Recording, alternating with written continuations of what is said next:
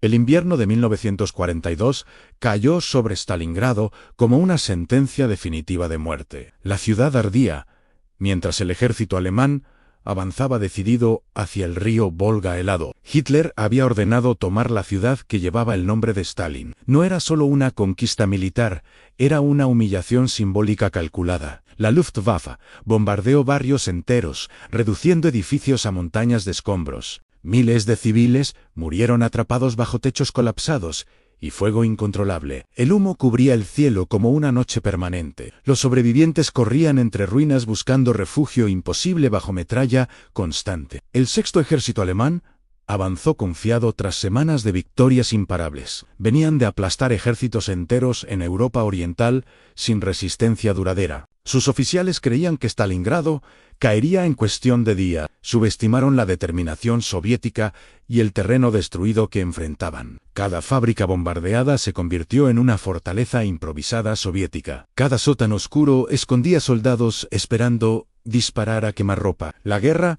dejó de ser movimiento y se convirtió en desgaste brutal. El combate se transformó en lucha casa por casa sin descanso. Los soldados lo llamaron guerra de ratas por su cercanía claustrofóbica. Dormían junto a cadáveres congelados sin poder enterrarlos dignamente. Disparaban a través de agujeros abiertos en paredes destrozadas. Granadas explotaban en habitaciones donde aún quedaban muebles familiares. El Volga seguía fluyendo, mientras la ciudad moría lentamente. Los refuerzos soviéticos cruzaban el río bajo fuego constante enemigo. Muchos morían antes de tocar tierra firme. Quienes sobrevivían recibían un fusil y órdenes simples: resistir o morir sin retroceder un solo paso. Stalin había prohibido retiradas sin autorización directa. El miedo al enemigo competía con el miedo a los propios comisarios. El frío comenzó a descender sin misericordia sobre ambos ejércitos agotados. Las temperaturas bajaron muy por debajo de 0 grados. Los motores alemanes fallaban congelados durante la madrugada. Las armas se atascaban por hielo acumulado en mecanismos metálicos. Los soldados envolvían sus pies con trapos improvisados. La comida escaseaba y el hambre debilitaba cuerpos ya exhaustos. En noviembre de 1942 ocurrió el giro inesperado. El Ejército Rojo lanzó la Operación Urano con precisión estratégica. No atacaron la ciudad directamente, sino los flancos vulnerables alemanes. Rumanos e italianos custodiaban esas posiciones con menos recursos. Las líneas se rompieron bajo artillería soviética devastadora. Tanques T-34 avanzaron cortando rutas de suministro críticas. El sexto ejército quedó atrapado dentro de Stalingrado sitiada. Más de 200.000 hombres quedaron rodeados sin escape posible. Hitler prohibió cualquier intento de retirada organizada.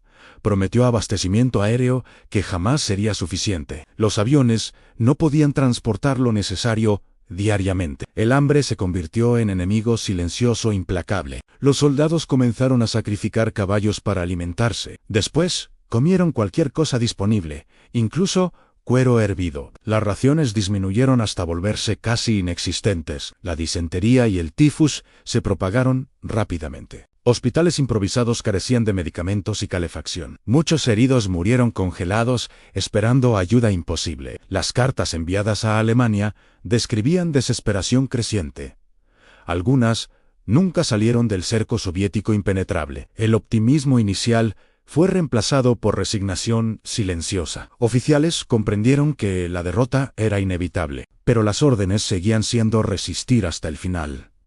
Enero de 1943 trajo el colapso definitivo alemán. Las fuerzas soviéticas estrecharon el cerco sin piedad. La artillería golpeaba posiciones alemanas sin descanso continuo. El aire estaba lleno de humo y gritos desesperados. Muchos soldados ya no tenían munición suficiente. Algunos simplemente dejaron de combatir exhaustos. El 30 de enero, Hitler ascendió a Paulus a mariscal. Esperaba que se suicidara antes de rendirse públicamente. Ningún mariscal alemán había sido capturado jamás, pero Paulus eligió la rendición ante destrucción total. El 2 de febrero de 1943, todo terminó. 90.000 soldados alemanes fueron hechos prisioneros.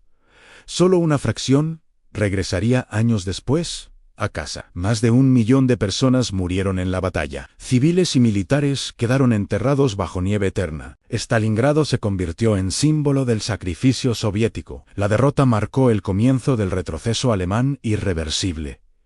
El mito de invencibilidad nazi quedó destruido para siempre. La guerra cambió de dirección desde aquel invierno brutal. Europa Oriental comenzó lentamente a liberarse del dominio alemán. Las ruinas de la ciudad permanecieron años como cicatriz abierta. Madres buscaban restos de hijos entre edificios colapsados.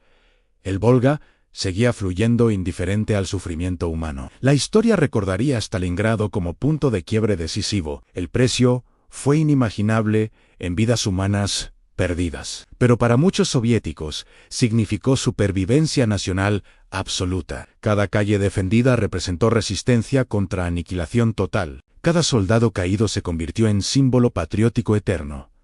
Hoy, Stalingrado se llama Volgogrado oficialmente, pero el nombre antiguo aún resuena con fuerza histórica. Evoca frío, hambre, fuego y resistencia desesperada. Evoca una ciudad que se negó a morir. Evoca el momento exacto donde la guerra cambió, y cuando el invierno regresa cada año silenciosamente. Muchos recuerdan aquel invierno de 1942 sangriento. Recuerdan a quienes nunca regresaron del infierno helado. Recuerdan que la guerra siempre exige demasiado. La nieve cubre hoy las colinas tranquilamente, pero bajo esa tierra descansan miles olvidados. Stalingrado no fue solo una batalla histórica, fue una prueba brutal de resistencia humana extrema, y su eco aún resuena en la memoria del mundo.